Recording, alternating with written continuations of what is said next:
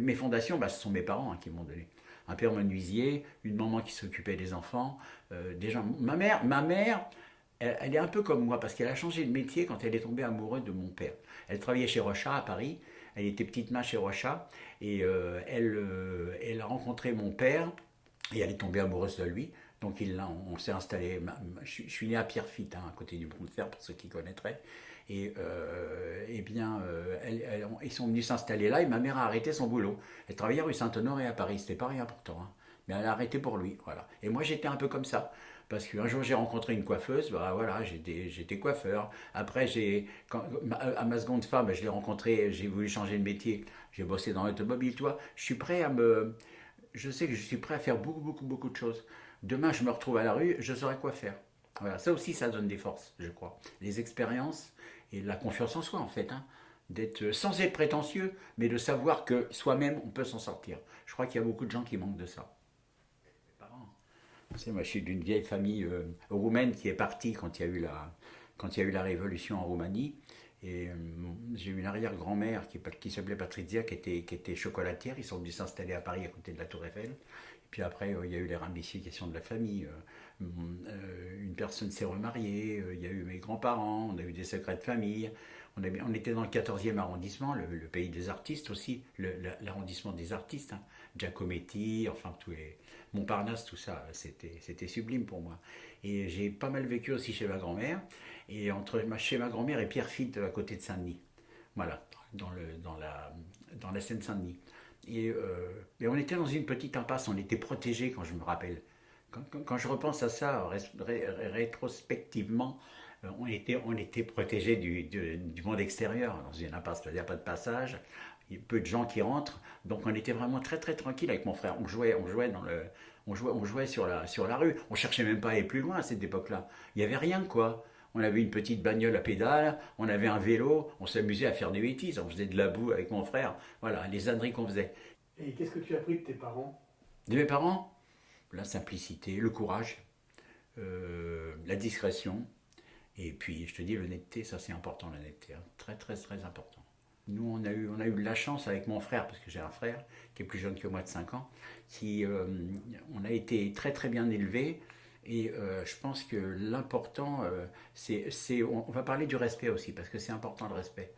Et ça fait partie de l'éducation, du respect. J'ai fait mes 2 communions, je suis allé au caté, bon, enfin comme beaucoup de gens, hein. Et maintenant, quand j'étais à l'école, par exemple, ils sont contents parce que je développe. Quand j'étais à l'école, j'étais dans le fond de la classe, je foutais rien.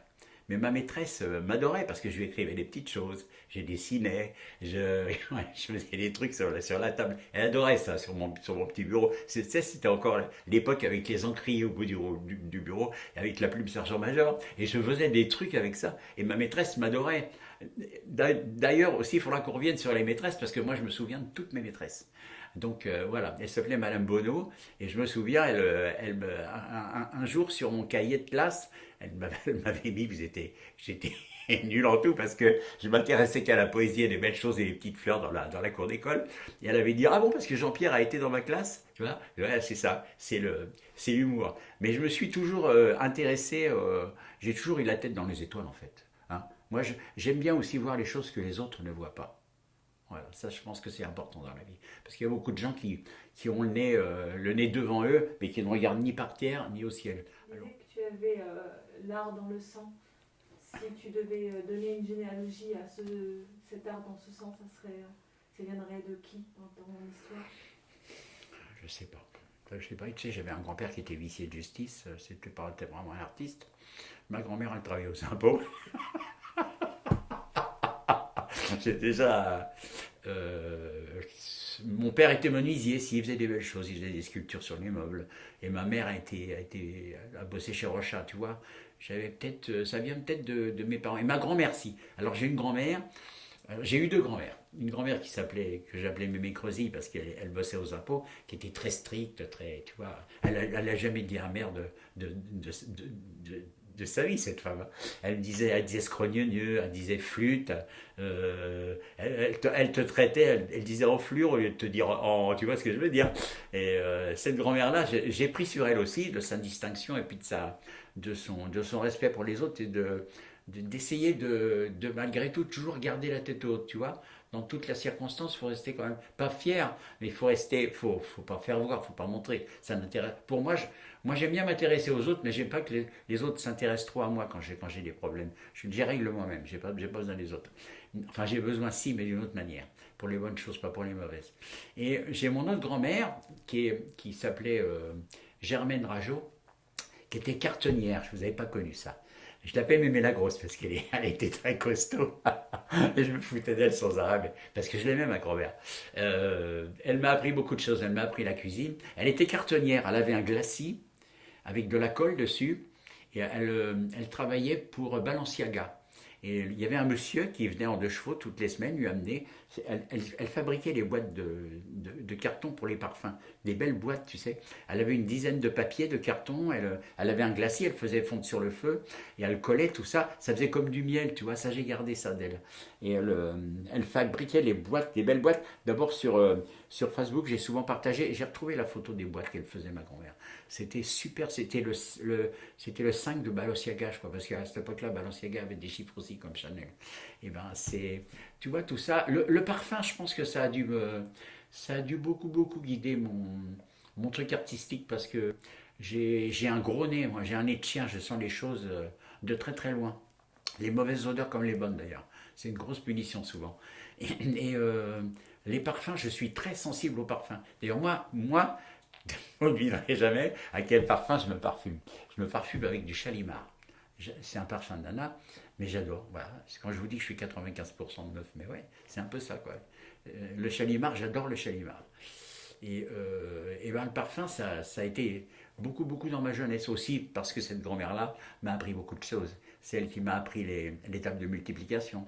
Tu sais, avec la règle, là, sur les doigts. Et ça, elle me l'a fait. Hein. Je peux te dire que maintenant, mes tables, 6 x 6, 36, 6 x 7, 42, 6 x 8, 48. Je mets toutes les terracités à l'envers et à l'endroit. Donc voilà. Tu vois, ça je pense que j'ai un peu de mes grand-mères en moi, parce que je pense qu'on a tous, on est tous la graine, tous la plante de ses parents. Ils sont tous en toi, si tu veux. Même quand ils partent, il y a quelque chose en toi. J'ai la gueule de mon père, j'ai la tronche à mon père. J'ai le caractère de ma grand-mère, j'ai la santé de ma mère. Tu vois, ils m'ont tous filé quelque chose. Voilà. Quel enfant tu étais Je pense que j'ai été une enfant très, très sage, très gentil. Ouais, j'ai jamais été pénible avec mes parents. Si une fois simplement, parce qu'on allait à l'école tous les jours, je me souviens, c'est une anecdote, je savais que j'allais vous la raconter. On passait devant un primeur. C'était dans les années, je pense que ça devait être dans les années 60, hein, parce que je sais pas quand est-ce qu'on allait à l'école à mon âge. Moi, je suis né en 51. Je sais pas, il devait y avoir 4 classes, 3-4 classes en primaire ou 5 classes. Et je passais tous les jours devant un petit primeur et il y avait des belles cerises. On essayait de temps en temps de chourer, piquer une petite cerise, on courait. Et un matin, ce petit cochon, il avait attaché toutes ces cerises avec des fils. Ce qui fait que j'ai fait tomber un truc qu'il a entendu. Il m'a couru après, il m'a engueulé, quoi. Donc depuis ce temps-là, j'ai dit, mais plus jamais je ferai des carabistouilles comme ça, c'est pas possible. J'ai jamais recommencé de ma vie en fait. Ça m'a tellement fait peur. J'avais peur qu'il appelle la police, qu'il aille voir mes parents. Tu sais, j'ai toujours été un peu pleutre, hein. Trouillard, le JP trouillard, mais j'avoue. Dans ta scolarité, quel élève tu étais? J'étais rêveur, rêveur. Malgré tout, j'ai appris quelques trucs, hein, mais bon, j'ai tout appris après. Hein. Moi, je suis un autodidacte. Hein. Je me suis intéressé. Je m'identifie un peu à Drucker parce que Drucker est comme moi. Il n'a rien foutu à l'école. Ses parents disaient, mais mes parents me disaient souvent, mais je ne sais pas ce qu'on va faire. Tu vas être éboueur, tu vois. Alors qu'aujourd'hui, un éboueur gagne bien sa vie. Hein. Donc, tu vas être éboueur, tu feras les poubelles, ou alors on va te retrouver à la rue. Je faisais rien. J'allais à l'école, je revenais comme si j'étais resté à la maison, quoi. Donc, ma scolarité, bon, si, j'ai commencé à rencontrer mes profs, peut-être. J'ai retourné un peu l'esprit de mes profs parce qu'ils m'aimaient tous bien, tu vois. Je commençais déjà, j'avais déjà le vice dans la peau, comme ça. Mais ça, je pense que c'est bien, parce que ça te sert toute ta vie. Ça m'a toujours servi, même dans les très très mauvais moments.